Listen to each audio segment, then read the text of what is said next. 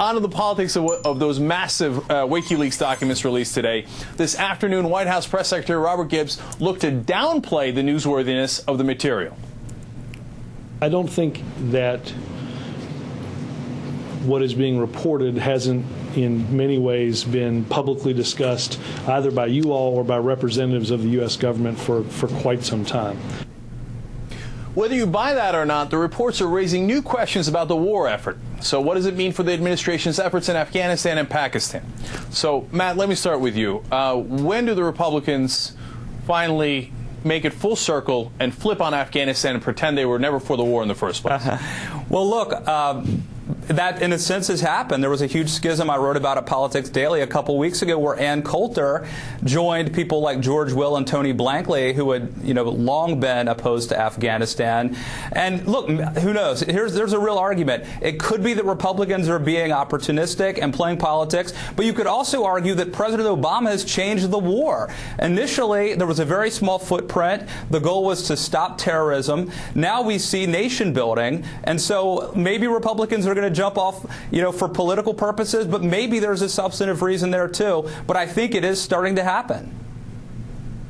That's awesome. So, Sam, you see how they're going to say, hey, look, I gotta say, we purposely didn't care. We purposely didn't care, and we didn't do anything. So now that Obama's trying, it's obviously his fault.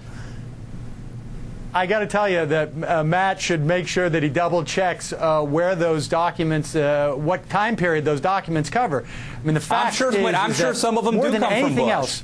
I'm sure some of them do come. More than, well, in fact, 90% of them did. In fact, what we found from those documents from 2004 to 2009 was that the Bush administration allowed the situation to continually degrade and deteriorate, and that's what we're left with. Now, does that mean that Obama is off the hook? No, this is his problem. He's got to deal with it. And so I think it'll be interesting to see if the Republicans do take that tact of saying, like, somehow Obama has created this mess, when in fact the documents, what they really show is simply that this thing has been a mess for years and has been slowly deteriorating. And I think the other thing that it shows, Cenk, is that we have a regional problem that's greater than Afghanistan. And so what the Republicans do will probably have some weird, bizarre political response to this that has little to do with the actual situation on the ground. Look, I'm just worried about the fact that accountability our government can't keep secrets. I think Obama's got to go forward. I just think it's a big problem that our government can't keep anything secret. Matt, that's a huge problem. Look, I'm all for transparency. That's also a classic Republican thing, is that because it's true. I think transparency is a good thing. I think transparency is a good thing, but now when it comes to government secrets about war, then it becomes a real problem.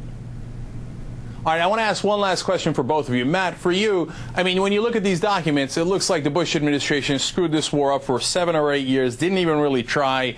Can you grant us that boy, did they not handle it right? Well, look, I think a lot of conservatives would agree with you on that. Look, here's the deal. If we learned anything last week with the Shirley Sherrod thing, it's unedited, or selectively edited information is to be distrusted. So I know there are like 90,000 some documents. It's a lot of stuff out there. But whoever leaked this probably selectively leaked certain things. We don't really know the full story. But frankly, it looks. I mean, let's be honest. Pakistan working with Afghanistan does not look like a good thing for us going forward. And finally, Sam, if the Republicans do flip and want to get out of Afghanistan, shouldn't you welcome that? Because you want to get out of Afghanistan. Personally, absolutely. Yes, I would love the Republicans I'll give you Ann Coulter's email. To make this a campaign. Well, I like to give the Republicans more credit than to be led by Ann Coulter. I mean, I'm talking about someone who shows some level of seriousness. I mean, Ann Coulter's sort of a cartoon character. But, I mean, it would be nice if there was a greater push by the Republican Party to get us out of Afghanistan, even if it was completely cravenly based on politics. I think at the end of the day, I think that's going to be ultimately what ends up being our policy.